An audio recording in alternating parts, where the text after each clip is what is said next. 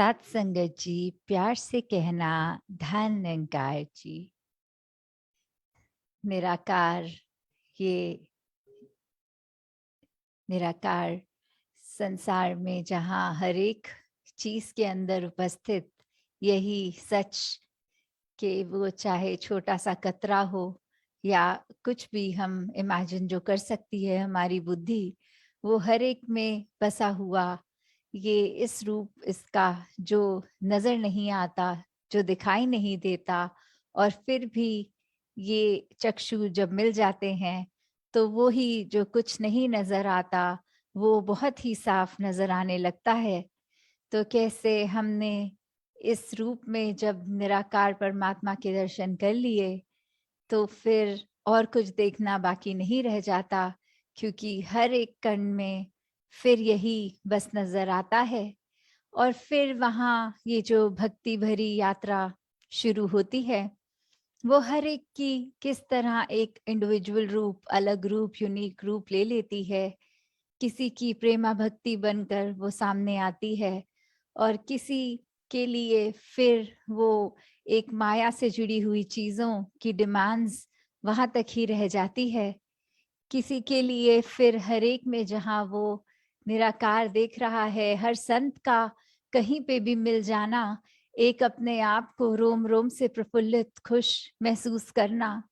और किसी ने फिर भी चाहे सत्संग में ही क्यों ना बैठे हों, वो एक बार बार घड़ी देखते रहना कि कब खत्म हो, कब घर को निकलें। तो कैसे ये भी बात कि ब्रह्म ज्ञान तो ये झोली में आया भी, तो उसके बाद हमने इसका क्या किया। अगर इस निराकार पे विश्वास बनाया तो वो विश्वास किस तरह का बनाया। क्या वो एक हर चीज में वाकई ही हमें पता है कि ये विश्वास रखकर कि हमारी भलाई के लिए ही पल पल ये संसार में with every breath that we take वो निराकार ने बहुत ही सुंदरता से जीवन रचा है। या फिर एक उस तरह का विश्वास कि जब तक चीजें एक मेरे मुताबिक हैं तब तक अच्छी हैं, वरना उसी पल निराकार को कोसने चले कि ऐसा क्यों हमारे जीवन में घटित हो गया। तो किस तरह का विश्वास है। एक अपने ऊपर भी जब हम बात करते हैं कि एक विश्वास की, तो वो बात कि हम अगर स्कूल के टाइम से ही देखें, एग्जाम्स के पहले कैसे टीचर्स भी समझाते बच्चे को कि आपने तो अच्छे से पढ़ाई की है, आपने अपने ऊपर अब पूरा विश्वास रखना है, कॉन्फिडेंस से एग्जाम देना है, चीटिंग नहीं करनी। और ऐसी जो एक मोटिवेट करके कि अगर ज्यादा समय अब नहीं बचा, कुछ अगर चैप्टर एक आधा छूट गया है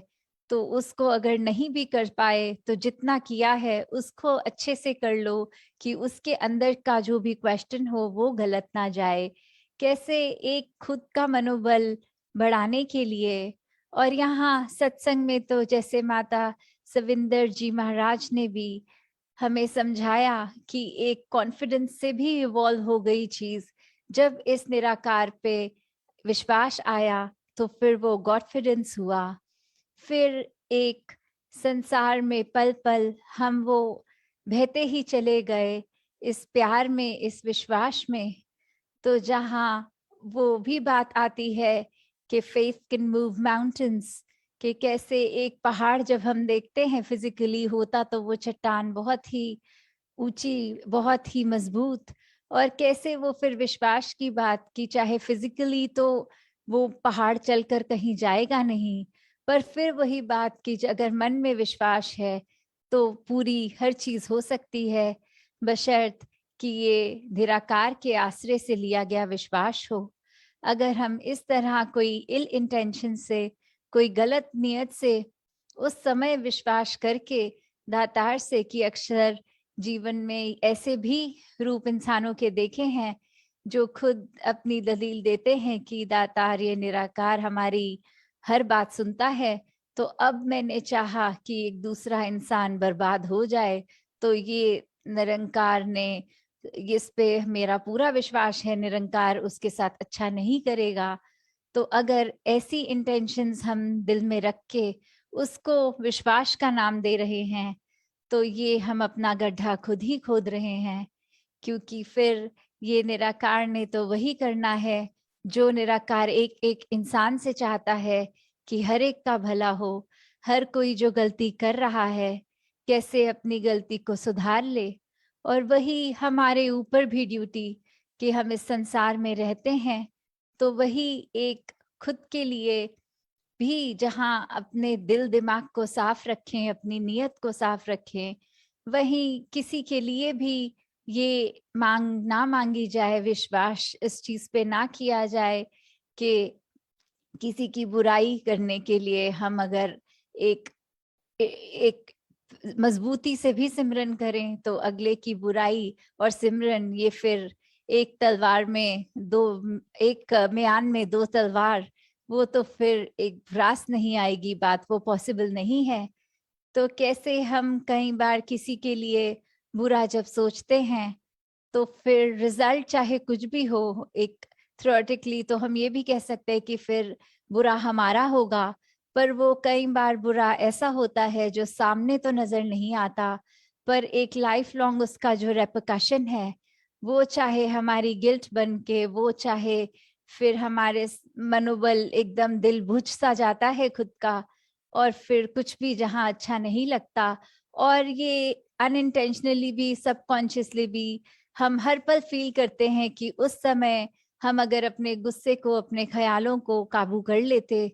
तो ऐसी फीलिंग ये बोझ बनकर हर पल नहीं जी रहे होते, हम पे ये भारीपन नहीं होता।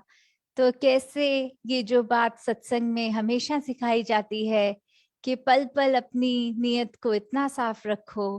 कि एक सिर्फ निराकार, ये प्योरिटी, ये लाइटनेस, ये कामनेस, इसके अलावा और कोई चीज अपने दिलो दिमाग पर हावी ही ना होने दो कि खुद बाद में इतनी परेशानी हो, जो फिर चाहे वो एक इंसान के दिमाग पे ऐसे मेंटल इलनेसेस की तरह भी रूप ले लेती हैं। तो कैसे हमने अपने अंदर और बाहर हर तरफ इस निराकार के आश्रय और इसके ऊपर एक पॉजिटिवली एक विश्वास रखकर ही आगे बढ़ना है, तभी ये जीवन सफल हो पाएगा। सात संगत जी, ध्यान निरंकार जी।